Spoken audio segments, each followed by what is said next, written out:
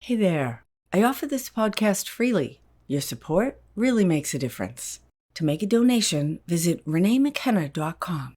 Welcome to Spiritual Psychology. My name is Renee Lavallee Mckenna, and I bring my 30-plus years as a recovering addict and ex-crazy person turned therapist and shamanic healer to bring you snackable teachings on spirituality, psychology, and all things personal growth. And today I want to talk about ancestral connection.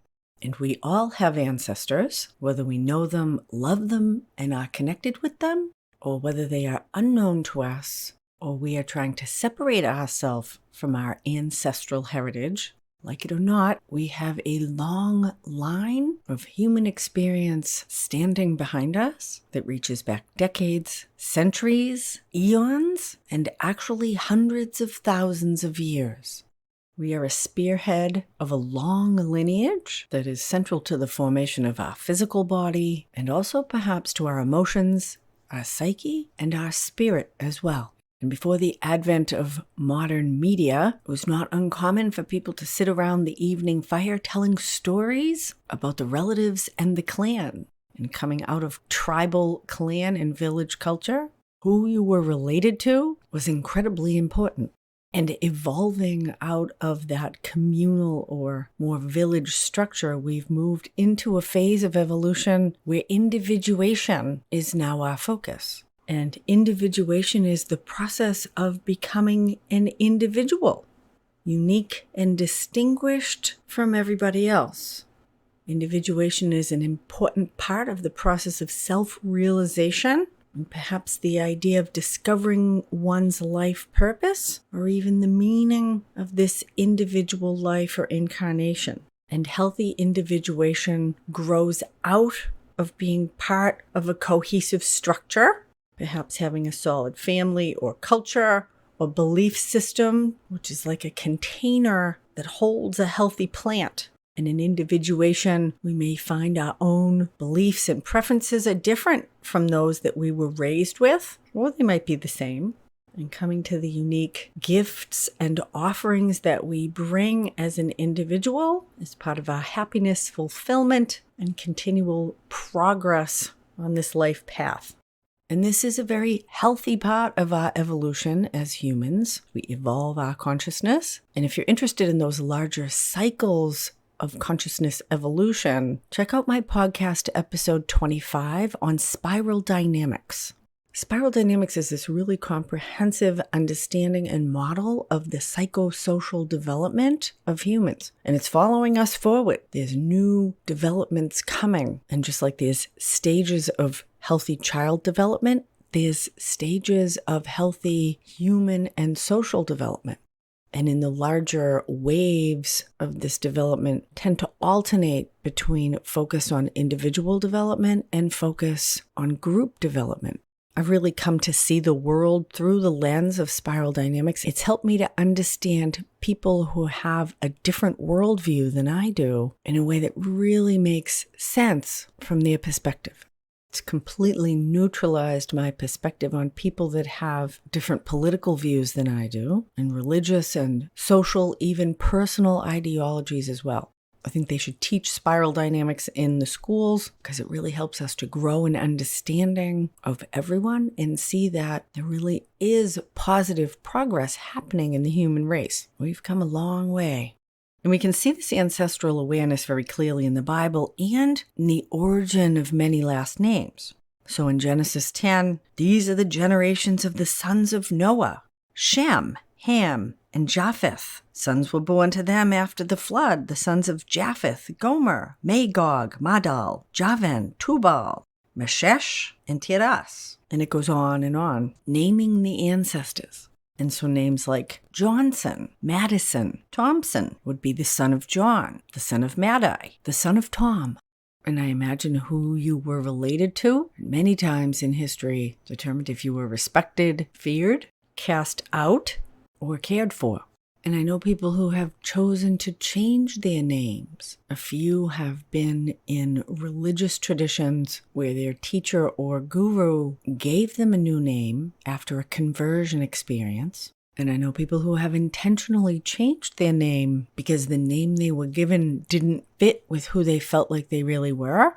And so they asked people to start calling them something different. Or one friend went through the process of having their name changed legally. And for that particular person, I think the legal name change was a way to separate out from their lineage. And I did some really deep ancestral work in graduate school and studied with this professor who came from the Sami people of Scandinavia, the people who inhabited what used to be known as Lapland in the northern parts of Sweden, Norway, and Finland. And I studied with her over a couple of years, and it was very powerful and healing for me. I was on the cusp of getting married and having my own children, creating the next generation. And as I prepared to become a mother, I really needed to make peace with my really dysfunctional relationship with my own mother. And I have to say, Spiral Dynamics was very helpful in a lot of that because I tend to lean liberal, and my mother is, or was, Tea Party Republican. And coming to understand her worldview, how she could think the way she did, really neutralized a lot of my feelings about the terrible political emails that she would send me all the time in bad cartoons, which I rarely found funny and could have a lot of judgment about. And coming to understanding can remove judgment. And when judgment is removed, we can have a lot more peace. And when we understand that everybody's worldview is part of this larger spiral of evolution, that everybody has a place, we can feel less threatened by opposing ways of thought and belief structure. And so like pretty much all Americans, we are the children of immigrants, relatively new to this land, and many of us can't track our ancestors back behind our grandparents or great-grandparents. The prosperity of the modern age has allowed us to all live in big houses and believe that we don't need the help of other people. It's interesting to notice that affluence tends to isolate people and disconnect them from others and even the larger system. I have a dear friend in the Sunset District of San Francisco, devout Catholic with 5 children. I lived in the Sunset for 23 years. It's primarily Asian, Irish, and Russian. The sprinkling of lots of other things, of course. It's this huge area that runs down to the Pacific Ocean. It's in fact built on the largest sand dune in North America. 50 blocks of houses built after World War II. And they're row houses all connected together. And they were built as affordable housing for the baby boom. But they're little things by today's standard, about 1,100 square feet, 2 bedrooms, a living room, and a kitchen. And a big garage area downstairs. And in the 50s and 60s, it wasn't unusual for people to have 4, 6, or 8 children and raise them as people do in many parts of the world, all together in a pretty small space. Many of us are horrified by that idea now, but there's actually something quite lovely about it. And my friend Julie, the mother of the 5 children, also grew up in a family of 5 children, also in a little sunset house. It's one of the few places I've lived that it's not unusual for people to be born, raised, die, and pass on their house to their children, all at the same address, which is a very traditional way of living, to root deeply in one place. But when Julie was in her early teens, her dad got a better job, they made more money, and they bought a bigger house, the next neighborhood over in Lake Merced. And the kids went from all sharing a little room to everybody got their own room. And Julie said, we never talked to each other anymore. After we moved, everybody just isolated themselves in their own space. And although the home was perhaps more beautiful, Julie really felt the loss of connection with her siblings and her parents. I fly a lot these days. You have to walk through first class, of course. And there's this thing in first class now where people get their own little cubicle, completely blocked off from the people around them. You couldn't have a conversation with another passenger if you tried. And I need a lot of solitude. There's a lot to be said for privacy. But this movement of affluence and isolation is not a healthy one from my perspective. And I'll save that discussion for another podcast. And when I lived in San Francisco, I couldn't help but be immersed in the Irish community, many of whom were first-generation immigrants. And in fact, I came to San Francisco by way of Ireland. I was on vacation there. I met this really young, cute group of guys who was also vacationing there who lived in San Francisco. I was in Boston at the time. They were like, you should come out and hang out with us. And so I did. That's how I hooked up with the father of my children long ago and got the new last name McKenna. My maiden name is Lavallee, or in French, Lavallee. It's people of the valley. Not terribly creative, but very descriptive. And the Mick at the beginning of Kenna also means son of. So way back, there was a son of Kenna, and their children's children are my children who carry the McKenna name. I get frequently asked if I'm related to Terence McKenna, and I say only transpersonally because I did a lot of psychedelics myself in the day. So McKenna is just my married name. I carry very little Irish blood according to my 23andMe DNA report, but I did decide to keep the name. And on that trip to Ireland, the ancestral connection was visible as we drove around the countryside. I remember particularly this beautiful emerald green plot of land that had a very cute little cottage on it and kids and dogs playing outside. And next to it, a couple 100 yards away, was the old house. Not very different in shape or size, and the roof was gone and there were no windows or doors. And I have no idea how old it was, but they obviously needed to build a new one and they didn't tear the old one down. And a couple 100 yards next to that was the crumbling shell of the original house. You could see the outline of the stone foundation, and the crumbling walls had kind of melted low enough you could step over them. And I'm assuming, as is true in many parts of the world, that the living family on that land were preceded by generations of ancestors who had lived deeply in the same place. And that is an experience I have not had, that deep connection with the land itself, that your mother, your grandmother, your great-great-great-grandmother had lived, drawn water, tilled the soil in this same place, birthed babies, buried loved ones. There's a sense of connection, continuity, and support in that feels mysterious to me. And I think very few of us have that in America. And I know for me, as I did my own ancestral studies, it really had a profoundly positive impact on my sense of connection with the larger system. And even my felt experience of the hundreds and thousands of ancestors that stand behind me, whose DNA lives in my cells, and perhaps whose experience informs my own consciousness. And we have these amazing tools now, Ancestry.com, where lots of people have really done deep work in tracing back family roots and histories, reclaiming those stories and the begats and the begotten, who birthed who. And because we live in a patriarchal society, it can be harder to trace back the female roots, but it's not impossible. And that's what I was interested in my ancestral work, was my mother's lineage.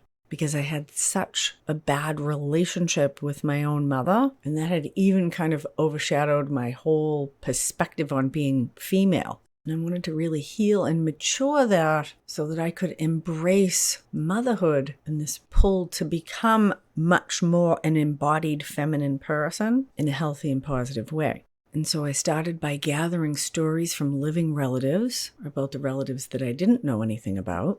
I found out that my great-grandmother was a very serious alcoholic and was dying of probably cirrhosis of the liver. And my great-grandfather discovered Christian Science, which is a faith-healing religion, and she had a miraculous recovery. And that's how Christian Science got introduced to my mother's side of the family. And the story was unclear, but there was the idea that her mother, my great-great-grandmother, had committed suicide by eating lye, which is like drinking acid, and I can't even imagine how horrible that is. And I was able to trace back through birth records and death records and find my great-great-great-grandmother, who was a pioneer in Missouri. And she had a bunch of kids, and it looked like she took care of the whole family. That her brother came to live with her, and he had children, and her husband died, and she married another guy and had more children. And it looked like she started some kind of business to support everybody. And these are all little pieces and snippets from other people's offerings into Ancestry.com. It's pretty amazing if you ever want to look at it.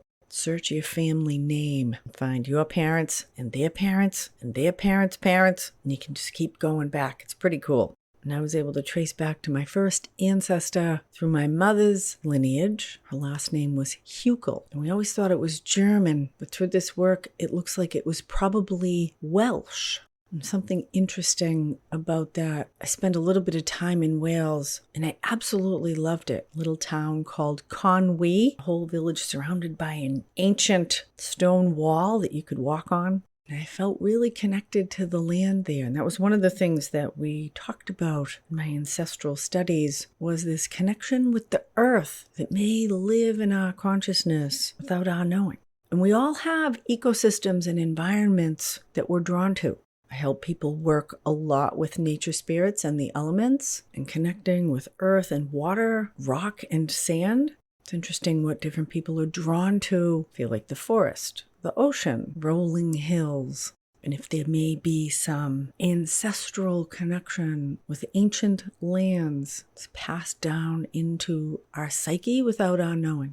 And so that John Huckel sailed into Jamestown in the United States as a servant boy on a cargo ship in 1633. And ultimately, his children made their way to eastern Ohio, and their children's children made their way to Missouri, which is where my mother grew up. And so I encourage you to consider your ancestors, whether you love them or hate them, want to separate yourself or follow in their footsteps. And particularly at this time of year, late October, early November, when the veil between the worlds is very thin. Halloween, Dia de los Muertos, All Souls and All Saints Day. And we tend to have a cultural awareness of the mysteries of death, what happens to those who have passed before us, and perhaps what they might have to offer and inform us in our lives today. Thank you so much for listening. I'm doing a workshop on ancestral healing, Saturday, November 18th, 2023, from 12 to 4 Eastern, 9 to 1 Pacific. I invite you to join me as we explore ancestral ways of knowing, intergenerational trauma, how to heal, how to separate, and how to connect in healthy ways with those who have gone before us. There's a link in the show notes to sign up. It's developing into a really wonderful group. There'll be a lot of interaction. I can personally guide you through this very rich and fascinating perspective on ourselves and our family lines. And because a lot of this work will be with our inner ways of knowing rather than practical information, people who are adopted or have been otherwise separated from their biological family are really encouraged to come.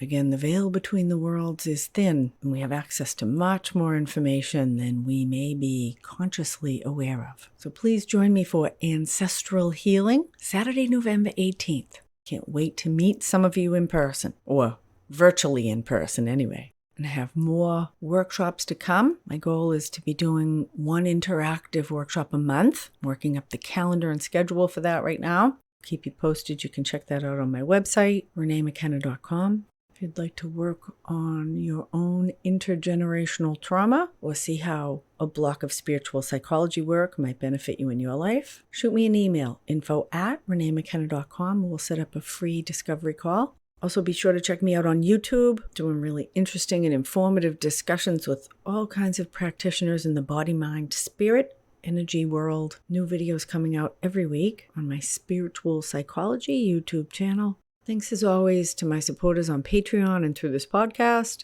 Blessings on your path until we meet again.